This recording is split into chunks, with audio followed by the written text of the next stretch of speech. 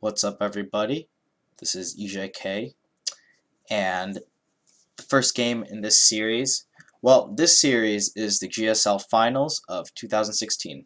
It's the last GSL season of the year, folks, and I will be going over each game one day at a time. So this will be the first day, and then just check back tomorrow sometime to see the second game, and so forth.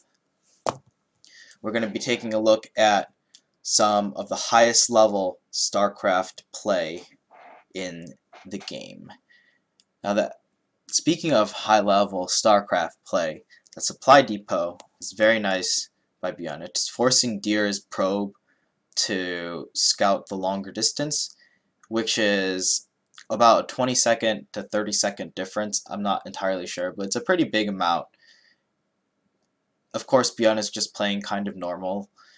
He does actually have intentions to throw down his third command center. One problem with his build is that even though he's going to be throwing down a third command center, he keeps all of his SCVs in gas, and we know that based on I need my pen tool. Where's my pen tool? There it is. Oh my god. Alright, I completely forgot my pen tool. The mistakes are real. Did that show up? I don't even know. Alright guys, let's just hope it shows up. Alright, so. Oh yeah, the reason why we know that is because the gas income was the same. But basically the gas income off of one gas is about 144 to 162-ish. Alright, let's continue. I've got my trusty pen tool with me.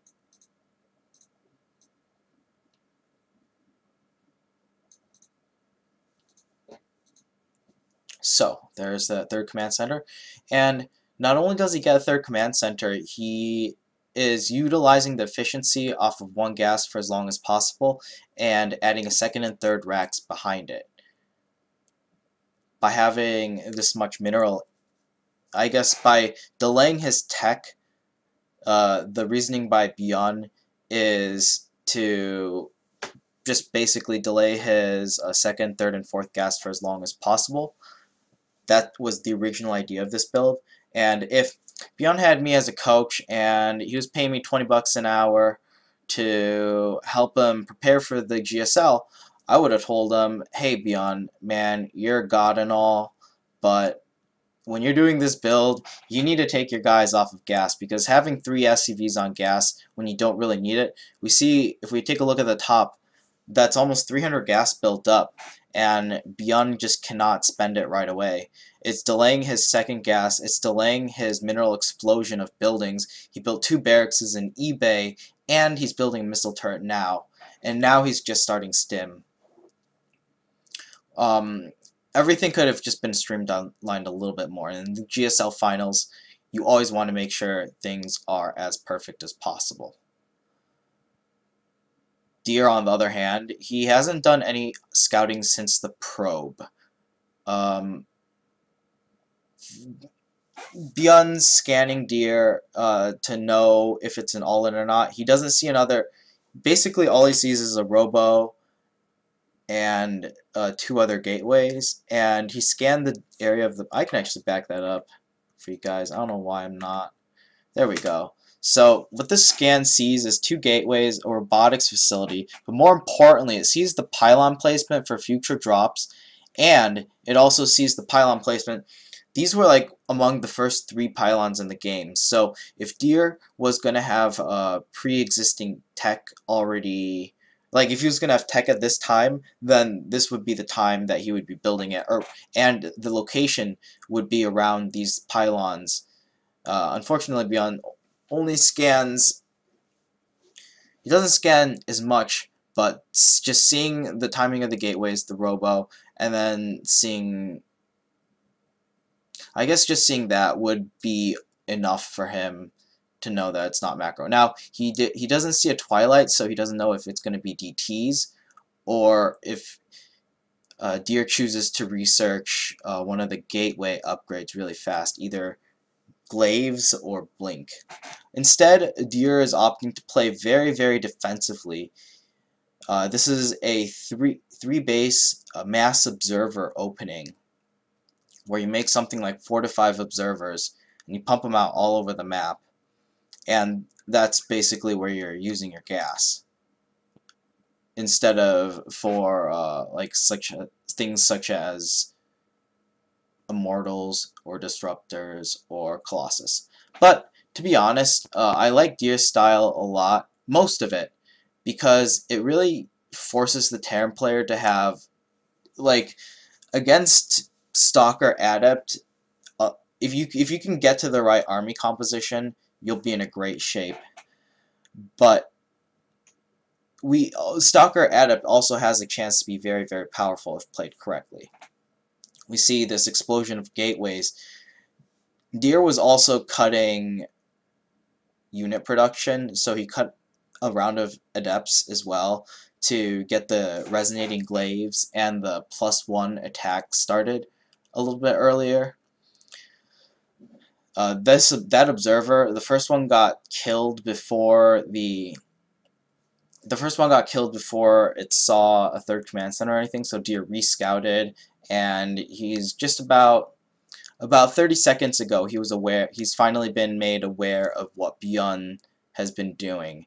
Now Deer decides to step out on the map because he knows when a player is going for 3 command centers, their medevacs are going to be later than at a normal timing.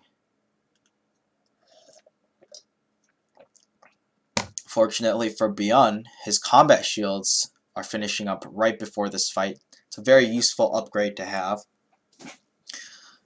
He doesn't have his medevacs quite yet.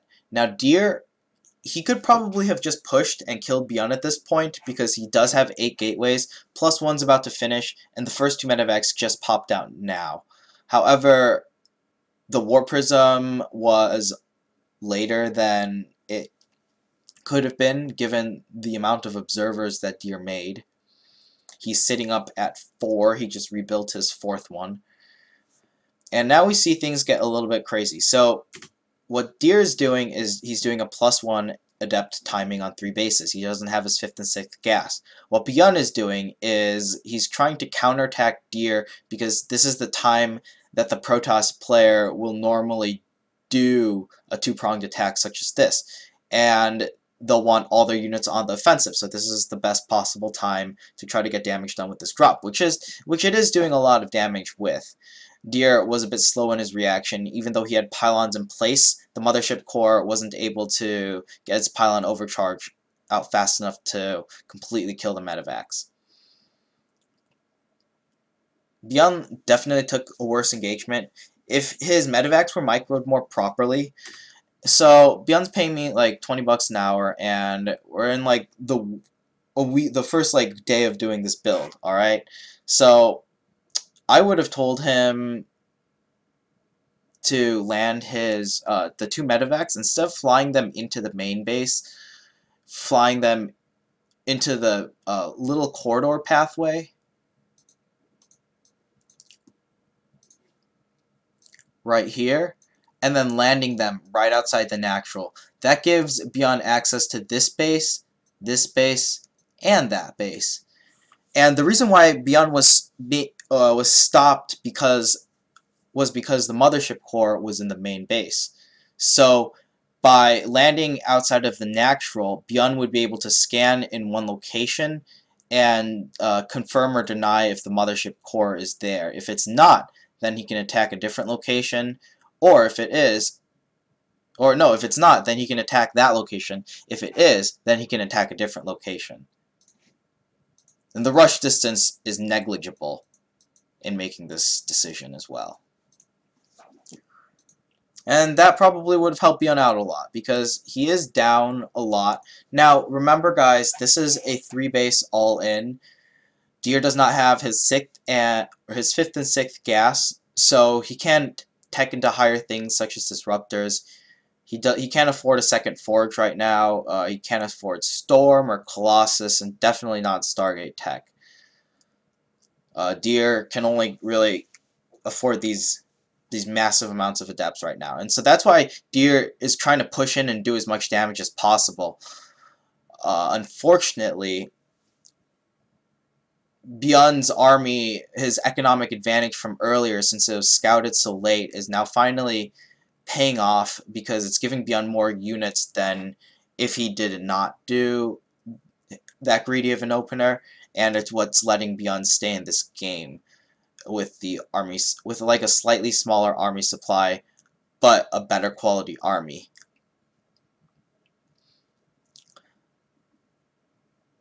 Deer quickly recognizes, though, that Byun is completely contained, and so he takes his 5th and 6th gas, he starts his 4th base, but then he kind of decides to jump in here.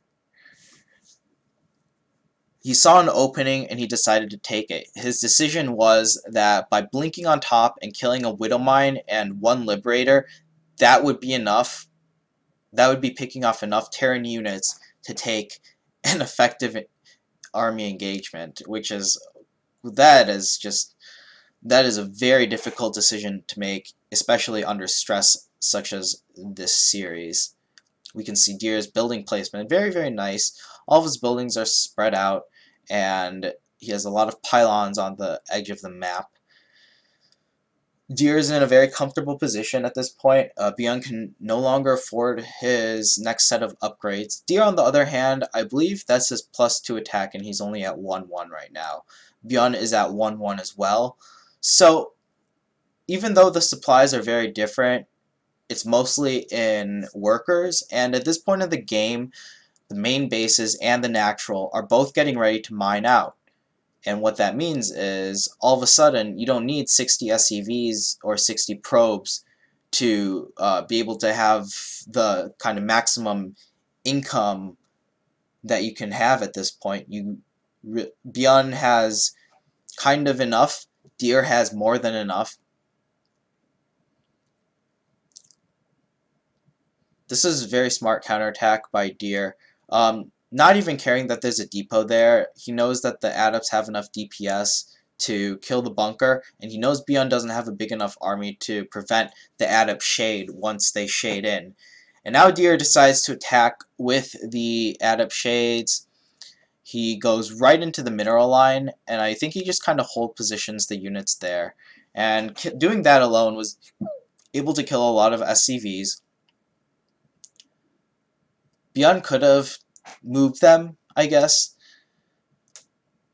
but he's been pretty taxed with multitasking this game. The Bioforce is able to, when you have a large enough amount of Marauders, you can kite massive amounts of Adepts.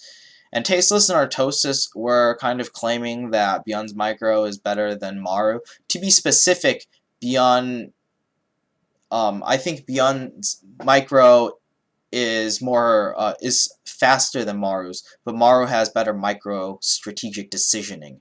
By that, I mean Maru definitely utilizes a lot of stutter stepping ability, but I think what sets his micro apart is that he always makes sure that the Marauders are tanking damage for the Marines. Byun is not nearly as consistent as Maru in doing so. A little bit of mistake right here, dropping the Marines first. If he dropped the Marauders first, he would have been able to drop the Marines without them getting hit too fast, and then he would have been able to target the Warp Prism down before the Warp-In finished instead of after. He probably wouldn't have had enough of an army, though, to be able to defend against this, because 2 Colossi in this army instantly, makes it impossible for the Immortals to kite the Adepts. What makes it possible for Immortals to kite the Adepts is the lack of units that can actually kill Immortals. There's no Disruptors, Immortals, Archons even, and High Templars to really deal with massive Immortal stutter stepping. And Byun is on his last legs. Deer played a very solid game. GG is called. New Gettysburg is always a very hard map for Terran. Anyways, guys, so I will be releasing Game 2 tomorrow, so be sure to check that out. I'll see you all then.